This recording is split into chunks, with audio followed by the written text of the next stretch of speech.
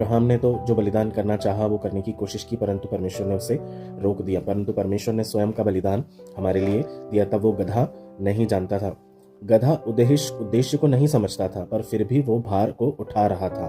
वैसे ही मसीह ने पूरे जगत के लिए अपने क्रूस को उठाया, पूरी तरह से ये जानते हुए कि जो कुछ वो कर रहे हैं वो मानव जाति के लिए कर रहे हैं, उनके उद्धार के लिए कर रहे हैं। कहने का मतलब ये है कि परमेश्वर ऐसे वाहकों को चुनता है जो सवाल नहीं करते, केवल आज्ञा पालन करते हैं। गधा उनमें से एक था।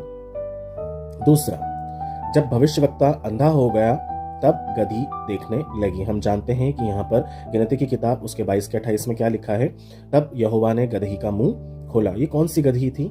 ये वो गधी थी जिसे बालान के द्वारा बालाम को ये कहा गया था कि तुम जाओ और इजराइल के विरोध में उनको श्राप दो, ताकि वो हमारे जो राज्य से निकलने ना पाए, वो वहीं के वहीं खत्म हो जाए, क्योंकि वो जाति जो थी बड़ी फल फूल रही थी जब वो 40 वर्ष के सफर में चल रहे थे।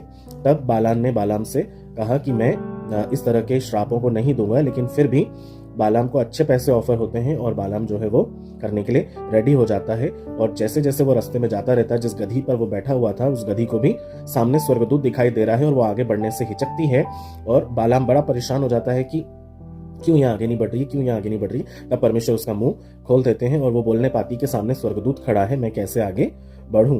बालाम तो भविष्यवक्ता था, पर लालच ने उसकी आंखें क्या है अंधी कर दी थी। पर गधी ने स्वर्गदूत को देख लिया था और बिना किसी अभिषेक के उसने अपना मुंह खोला और उससे बातें करना चालू किया। सोचो, बालाम अभिषिक्त था, परमेश्वर का भविष्यवक्ता था, और उसको स्वर्गदूत नहीं दिखाई दे रहा था क्योंकि लालच ने उसकी आंखें अंधी कर रखी थी। लेकिन एक गधी जो संसारिकता को समझती भी नहीं थी, जिसमें इतनी बुद्धि भी नहीं थी, उसकी आंखें परमेश्वर ने खोल दी और वो स्वर्गदूत को देख रही है और वो उसका मुंह भी खोल दिया गया परमेश्वर के द्वारा, और वो मुंह खोलकर बता रही है कि मेरे सामने स्वर्गदूत खड़ा है, मैं कैसे आगे बढ़ूं। मेरे प्रियो, समझने की बात यह है कि पद नहीं, पवित्रता दृष्टि देती है। हम चाहे कितने भी बड़े पद पर हों, चाहे हम प्रधान पुजारी ही क्यों ना हो, लेकिन हमें वो नहीं दिखाई दे सकता है जो एक नासमझ और इस संसार में तुच्छ से तुच्छ व्यक्ति को दिखाई दे सकता है। परमेश्वर बोलने के लिए पात्र नहीं, आज्ञाकारिता को ढूंढते हैं।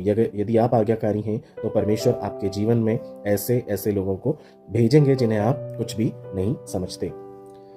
जब अभिषेक भी ना दिखे, परमेश्वर गधे से भी सच कहलवा देता है।